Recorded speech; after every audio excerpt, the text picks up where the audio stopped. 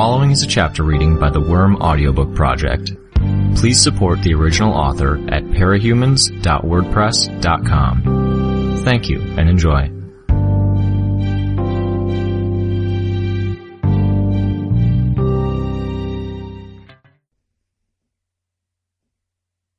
I slept, but it was less like parking a car and more like running one into a ditch. I'd fallen asleep not by choice on my part, but because I'd ceased to function. Over the past few days, I'd hit my limits of endurance, only to push past them over and over. We'd made our escape without incident. When we'd gotten Brian settled, I'd planned on staying awake and keeping an eye on him, only to drop off to sleep within a minute of setting down. I'd tried to push my limits once more, and I discovered them. When I woke up again, it was dusk. I was curled up in a chair with my head on the armrest. My eyes were sore and itchy. I wasn't sure why. We'd settled at Brian's headquarters because it was close, and there had been the unspoken agreement that it would be better for him to be somewhere where he'd be comfortable.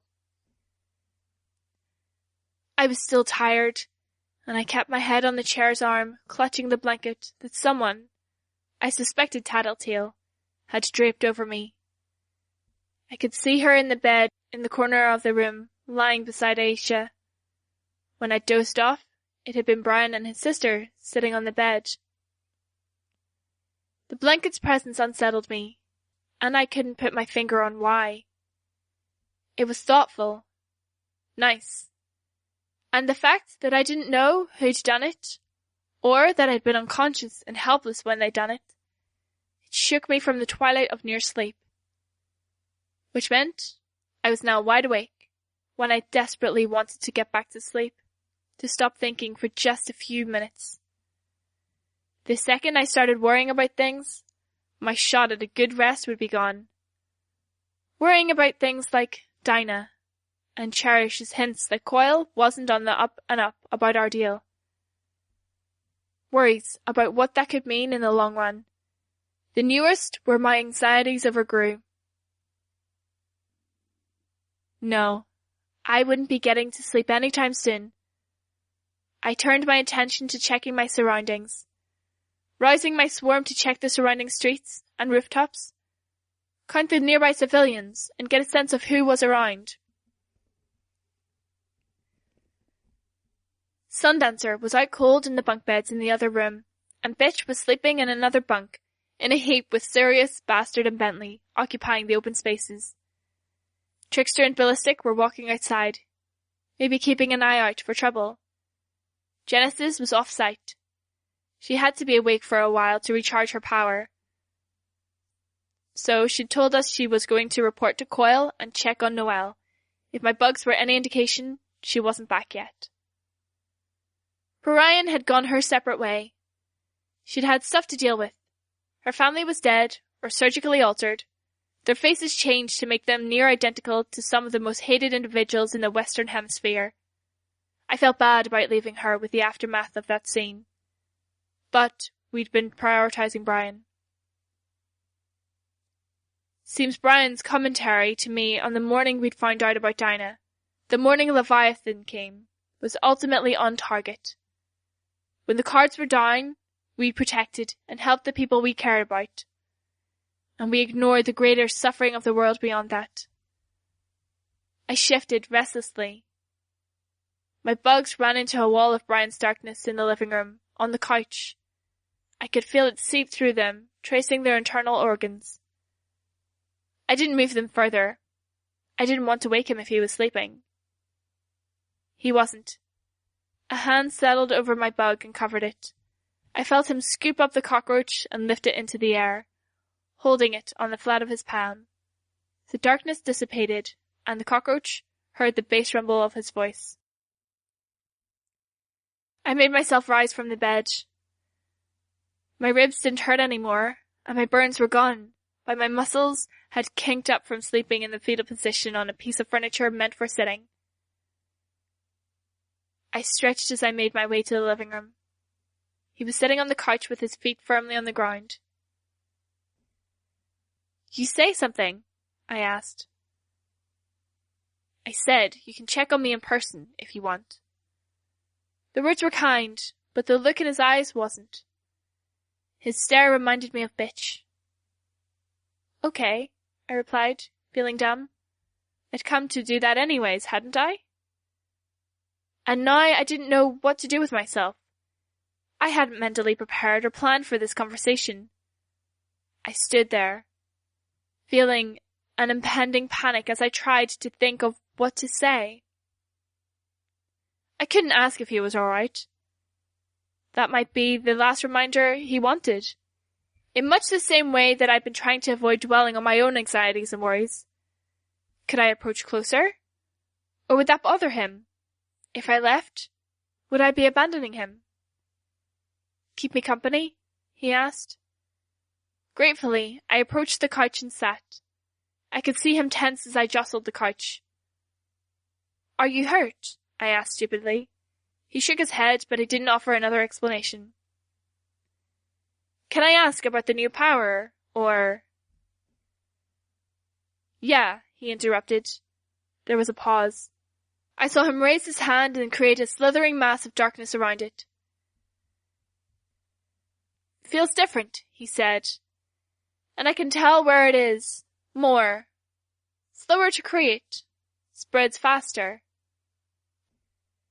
But the other powers, I counted at least 4. "One new ability." I nodded. Didn't want to argue, so I waited. From the other end of the couch, he raised one hand and pointed it towards my head. I stayed utterly still as a trendle of darkness snaked through the air, taking its time as it approached. I stood up abruptly, and he jumped to his feet in alarm. I could see his hands clenched, lines standing out in his neck. An awkward, tense silence reigned as we stood facing each other. I waited until he'd relaxed before I spoke. "I had a bad time with someone else trying to get into my head, not so long ago.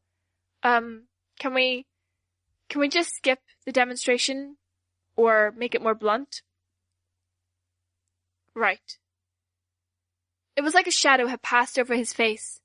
He stared hard at the shuttered window at the end of the room.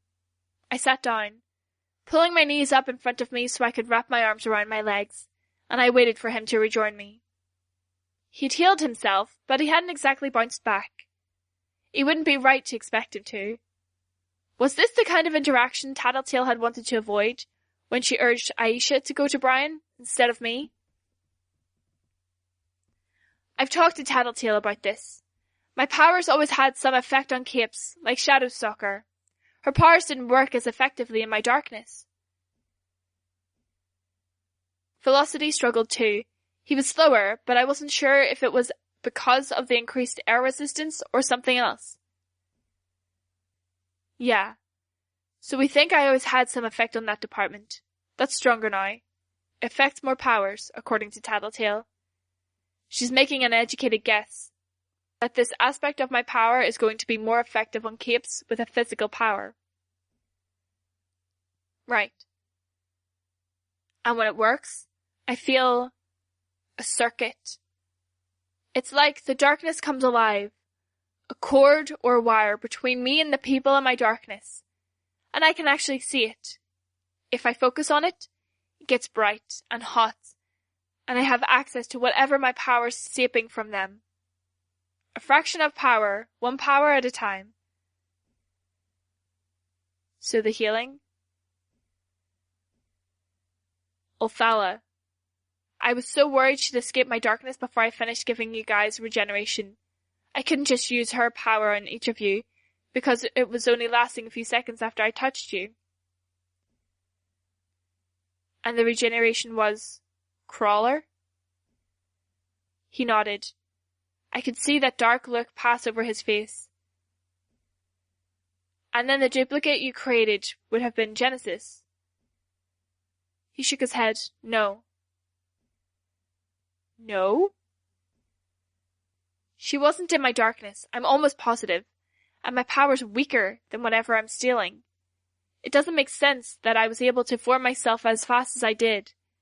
It wasn't like she's described it, either. Remember, I worked with her when we were dismantling the ABB. I nodded. It was more like a force field, except not. A hole in reality, and it took something out of me to feed and shape itself. I blinked a little in surprise. If Brian was stealing a share of other people's powers, then... I blinked again. My eyes were itchy. Damn it, I groaned. He gave me a curious look, or at least, that's what I took it for. I was having a hard time reading his expressions. Forgot to take my contacts out. My eyes are going to be sore for a while, and I don't have a spare pair of glasses to wear. He nodded. Sorry.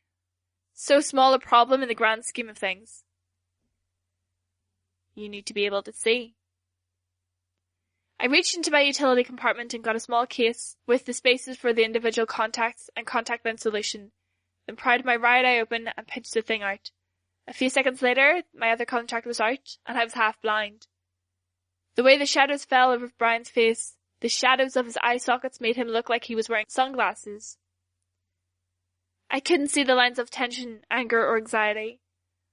Whatever it was that had had him awake, sitting up and staring into space at 10 or 11 in the evening. Maybe I should have left them in, risking an eye infection, with small potatoes compared to fucking up this interaction. Except I couldn't put them back in without having to explain why.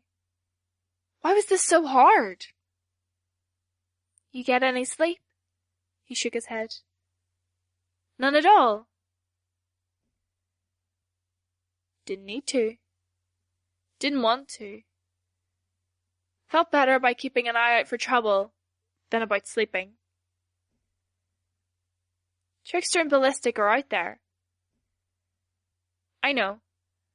I saw them step outside after Rachel came back. I smiled a little. Wasn't so long ago that you were getting on my case for not sleeping enough, mandating that I get a certain number of hours before we moved on the 9. He didn't respond, and he didn't move. I couldn't read his expression. Had I said the wrong thing? Should I not have mentioned the 9? Yeah.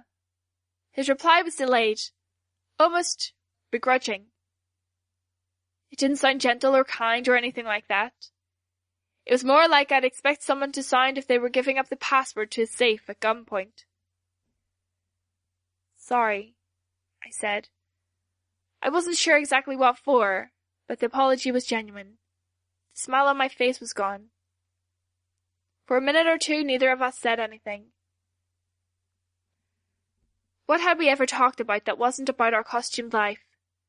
At first, it had seemed like common sense. I was new to the Cape scene. It was exciting. He was experienced. And I wanted to share his knowledge. We talked about our recent jobs, the implications, even jobs we were considering. I could count on one hand, maybe two, the times we'd done stuff that hadn't been centered around powers and fighting and violence. Now that I couldn't raise those subjects without reminding him of what had happened earlier, I was lost. You shouldn't have come for me. What? Should have left me there. I was as good as dead. Throwing away your life and the rest of the team to try and rescue me? You're not thinking straight. There's no way I'd leave you behind. Right, because you're supposedly in love with me. So you go rushing off to rescue me. That stung. More than it should have. And it would have hit me hard anyways. I couldn't read his expression, so I went by his tone of voice. By the anger. The bite in his tone. The fact that he'd brought it up so casually. Emma jumped to mind. She'd been my best friend once, as I was friends with Gru. She'd also flipped on me, turned hostile and used private thoughts and feelings I'd shared with her to attack me. I took a deep breath. That wasn't why we came to help you, and it wasn't just me making the call. Really? Because I remember you were the only one who stopped Ballistic from putting me out of my misery. I clenched my fists. Any resolve I'd had to remain calm was gone. I would have done the same thing for Bitch, or Lisa, or Alec even. Are you seriously telling me you'd wish I'd let you die? You're alive now. It worked out. Because you got lucky. Christ, you always do this.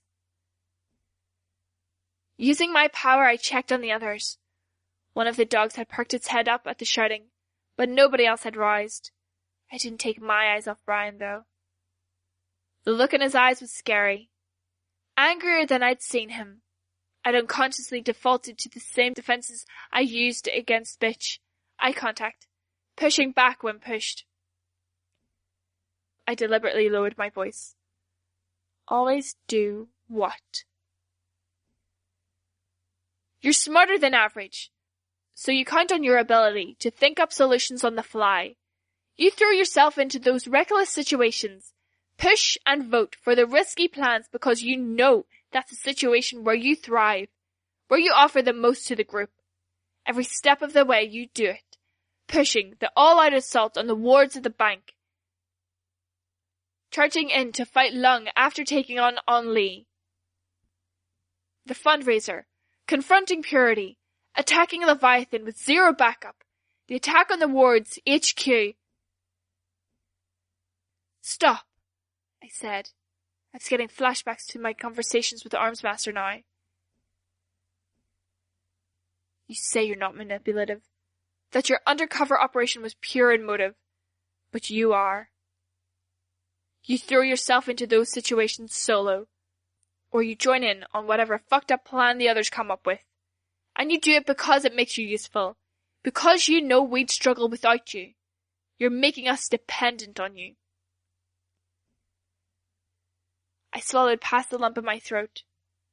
That's not what I'm doing. Every step of the way I had other reasons, strategies, or there were people I needed to help. Maybe Bitch was right about you all along. That's not fair. This isn't him. He's still reeling from what Bonesaw did to him. That excuse did little to shake my worries that this was what he really thought. Was this the stuff he was holding back? Every day he was with me? That's not fair. What's not fair is that I'm the one who's tried to keep things sensible, to keep this group sane. And when push comes to shove, when I go with the majority because things won't go smoothly if I don't, I'm the one who gets captured and tortured. Your plan. Don't. Are you going to tell me I'm wrong? It wasn't fair. You're right. But I don't deserve all the blame here. I volunteered to be the person Trickster swapped out. Knowing there was no way you could, with your injury, so you let me. He stared at me with an intensity that I couldn't meet. I broke eye contact, looking down at my gloved hands, which were clutched together in my lap, fingers tangled. Tell me, Taylor, if you don't deserve the blame, who does? The 9. Bonesaw. But I could hardly say that.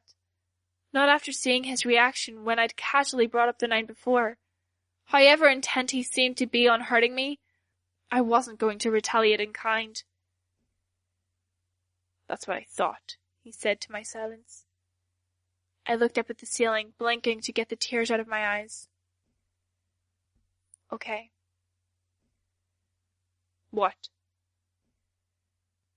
I'll own up to it. My fault. The blame is at least partially mine. Maybe mostly mine. I've been reckless and others have suffered for it. Dinah, my dad, Bitch, the people in my territory, you. Maybe I am toxic. Maybe me and my motivations, my issues, are causing everyone misery. I can leave the team if you want. Give me the word and I'll leave. There was a long pause. Christ, he said. I'm not telling you to leave. I'm just... You're making it clear I should. And you're probably right. I'm frustrated, and I went too far. It's not what I'm trying to say. Sure sounds like it. I stood up and turned away. I didn't want to see that look in his eyes. I tugged my armor into position and made sure I had everything I needed. It wouldn't do to get ambushed and killed as I left. My modified costume was heavier than my old one had been, and between that and the blanket, and this place's lack of air conditioning, I was sweating. My hair was stuck to the back of my neck. He wasn't saying anything. I'm going to go. Half my territory burnt to the ground. My people need some attention. If you decide everyone's better off with me gone, just pass on the word. I won't make a fuss. I won't say you wanted me gone. I'll just make an excuse and leave. I drew some bugs around my lower face and eyes as a makeshift mask. My real mask was still in tatters. I noted that the modifications I'd made were no longer necessary. I wondered if I would go back to skin-tight leggings. It'd be good to get back to my people, to check on them, to ensure they were okay. Maybe they'd be better off without me. If Tattletale or Regent took over the... Stop, he said, cutting off my train of thought. Didn't need to hear more of his accusations, his condemnations. I ignored him and headed for the front door. Please. His tone changed. I stopped walking. I've never really said anything like this to anyone, he said, but I'm scared. I'm more powerful now and I feel more insecure than ever. How was I supposed to respond to that? A part of me wanted to sympathize, to hug him and tell him it was okay. Another part of me was angry, wanted to slap him, scream at him, because he was still focused on himself, after he'd just attacked me. I understood why he'd done it, but that didn't make his barbs hurt any less. I'm sorry, he said. I'm on edge. I'm spooked. I can't calm down. I shouldn't have said what I did. And you can't stop thinking. I feel like that. All the time, and I have for a while.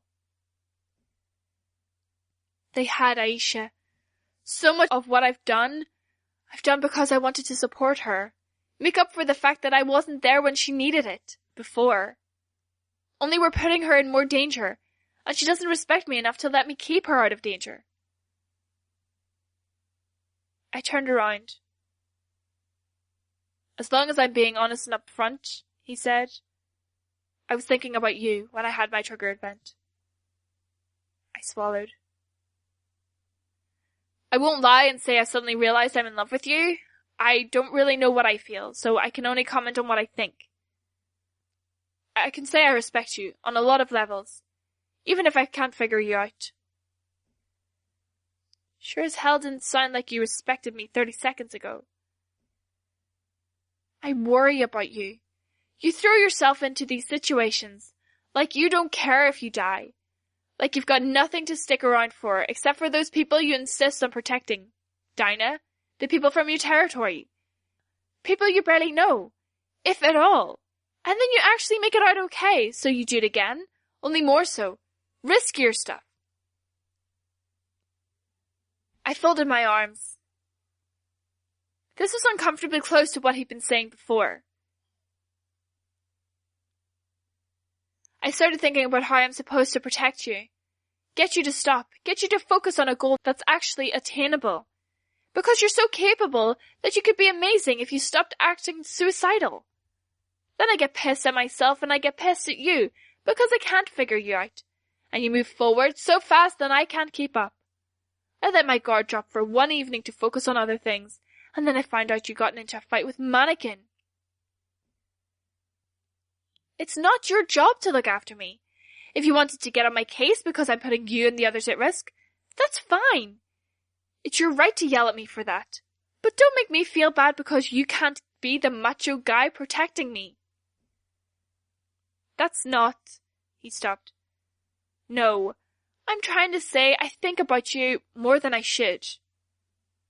I looked away. I might have asked whether he thought about me more than he should because he cared or because I was a fuck-up. I wasn't sure I wanted to hear the answer either way. Stay? When I asked you to keep me company, I was being genuine. Rather not be alone with my thoughts. I sighed. I could do with some tea. I could make you a coffee if you wanted. He shook his head. Jumpy enough already. I'll be right back. I headed into the kitchen, put the kettle on, and began digging around for tea bags. It wasn't easy when I was half blind. Once I had the tea bags and a mug set, I got my cell phone. Cranston here, the woman on the end of the line replied. What can I do for you, Skitter? Cranston was the woman Coyle had assigned to me, as he'd assigned employees to the others, so he wasn't personally dealing with each of us when he had other things to focus on. Need glasses. Coyle has the prescription on file from when he got me my contacts. I'll have them for you by morning. Anything else? No. Wait. Yeah. Can you pass on a message to the PHQ? Coyle has contact information. Hookwolf's contingent exchanged contact details with the other teams, including the PHQ. No, I mean without going through Coyle's channels. I need to give them a message. From me. That can be arranged. I have a pen and paper if you'd like me to take dictation. Tell them Burnscar's dead, and Bonesaw's missing a pair of hands for at least a little while. 4.5 members left. If they're being honest about waiting for the right moment to strike, this is probably a good one. We can give them the location of the 9 if they're interested. Should I give them your contact information? They have enough tinkers that I'd be worried about them tracking me down. No. If they want to get in touch, I'll leave it to them to figure it out. Not going out of my way. All right. And one last thing. Tell them thanks for the help. I'll get the message to them promptly. I hung up. I returned to Brian, with a mug of tea for myself and a glass of water for him. The television was on, and he sat in the middle of the couch. He patted at one cushion. With the only way he was positioned, there was no way for me to sit a distance from him. At the same time, when I did sit, he didn't reach out to touch me, to put a hand on my shoulder or any of that. We watched terrible late-night TV with the volume so low we could barely hear it. No talking, not making body contact, barely even looking at each other. He'd confessed feelings for me, after a fashion.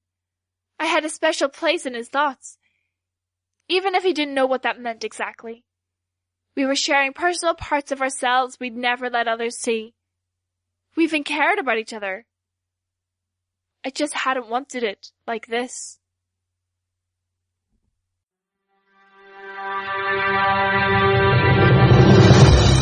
Hi, this is Meg. You just finished listening to a chapter from Arc 13, Snare, from the web serial Worm by Chasey McCrae. This production is brought to you by the Worm Audiobook Project. If you would like to know more about us, or to volunteer your own services, please check us out at audioworm.rain-online.org. You can download or listen to every chapter directly from our site, or you can find us on iTunes or any podcast app under Worm Audiobook. Thank you for listening.